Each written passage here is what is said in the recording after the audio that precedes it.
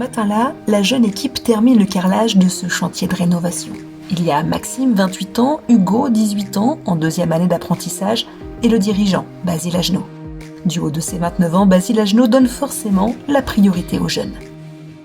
Ah ouais, je me voyais mal à embaucher quelqu'un de plus vieux que moi avec de l'expérience, quoi. Parce que pour moi, l'expérience, c'est important, mais dans une boîte comme la mienne, ça ne m'apporterait pas grand-chose en fait. Après, on arrive à faire les chantiers tout aussi bien que certains qui ont de l'expérience, quoi. À l'image de ce chantier, Basile Agenot est fier de compter un jeune en BP 2e année dans son équipe, un jeune qu'il va pouvoir former et accompagner.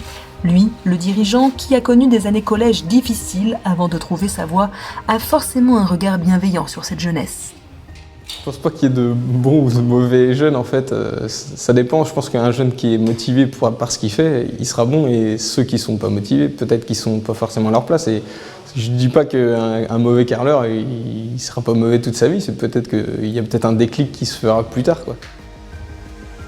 Le déclic, Basile Agenot, lui, l'a eu durant l'adolescence. Un déclic réussi puisqu'en 2013, le Vendéen remporte la médaille d'argent lors du championnat international des Olympiades des métiers.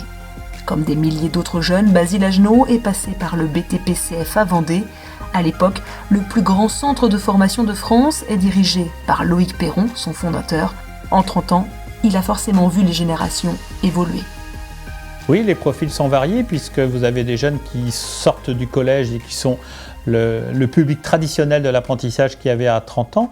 Mais maintenant, on arrive des jeunes qui sortent après le bac, qui sortent de l'université, qui ont fait d'autres cursus d'études. L'apprentissage, maintenant, on peut y rentrer à 30 ans.